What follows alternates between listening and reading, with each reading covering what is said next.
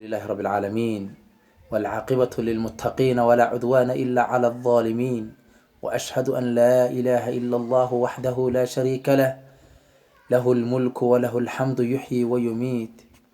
وأشهد أن سيدنا وحبيبنا المصطفى صلى الله عليه وعلى آله وصحبه وسلم تسليما كثيرا وبعد ولا ليال درسي maanta waxa uu ku saabsan yahay sabirka sabir fi luqada Soomaaliga wuxuu noqonayaa dulqaad sabirki marka sabirka culimadu waxay ku qeexaan walaalayaal qofku inuu joogteeyo ilaahay wixii uu amray una joogteeyo una qabto sida maartay ugu dhamayska tiran inuu ka tago oo ka fogaado wixii laga reebay inuu maartay qaabilo oo naf ahaan naftiisa ku qaabilo iyadoo raali ku ah waxa la faray iyo waxa laga reebayba wixii dhiba ee masaa'ib ah iyo adayga kaga yimaada culimadu qaar waxay ku qeexeen sabirka qeexitaankaasi ku qeexeen qeexitaan kala jira oo ay bacd ulama ku qeexaan waxay ku sheegaan xabsu nafsi nigis nafta inaad xabisto ad ka xabisto jazci carabkaagana cabashada iyo waxa aad ka xabisto wal jawarih an al-ladam wa shaq al-juyub wa nahwa dhalik بعض العلماء qeexitaankaasi ku qeexan sabirka ala kulli hal sabirku qeexitaanku doonaba heesho isku macno weeyaan iyo isku jeedo waa inaan maartay wixii Ilaahayna faray subhanahu wa ta'ala sideeda u gudano wixii Ilaahay naga reebay sidooda uga tagno nafteedana wixii culaysa kaga yimaado ku sabirsiino oo inaynu ku sugnaano sabir baa inoo horseedaya haddaanaynu u sabrin wax kama gungaadhayno saadaradeed walaalkayga walaashayda muslimada sabirku fadli billaah dhibba kaaga imanaysa amalkad ku jirto dhibta kaaga imanaysa maxay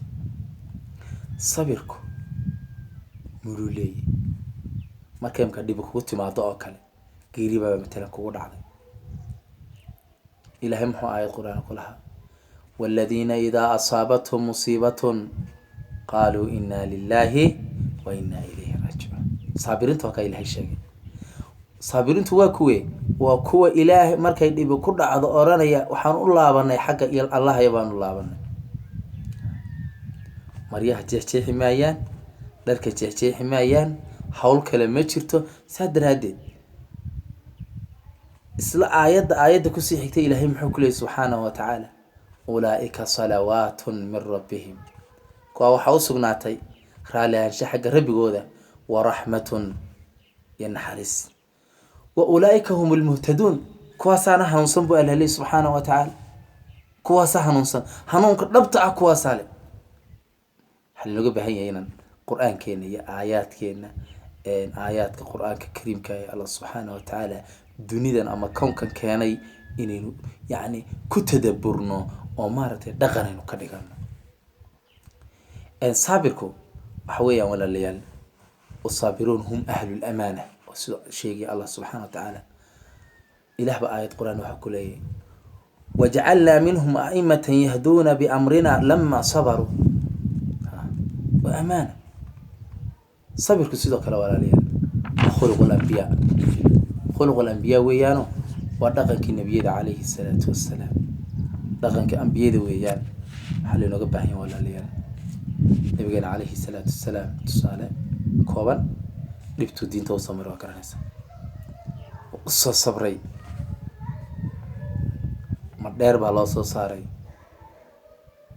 waa loo soo caayay habliisi wax doona lagu sameeyay sida doona loola hadlayay adeeradii baa waxay doonaan ku sameeyay sabir ayuu nabiga alayhi salatu wassalam diin dunidan kaliya laga soo saaray sabir baa halkan keentay maanta walaalayaal sabir baa halkan keenay dhibta haddaad ku sabirto rasuulka sallallahu alayhi wasallam waakii xadiiska ku lahaa man yatasabbir yusabbirhu Allah qofka dhib u sabra ama culays diinidu ku yimi u sabra ama mid adduunyo ku yimi u sabra ilaah baa sabir siinaya. wax sabirka ka ballaaran oo la bixiyaana ma jirto. sabirkii nebi daawud in yeelanaan isku baraarujinaynaa.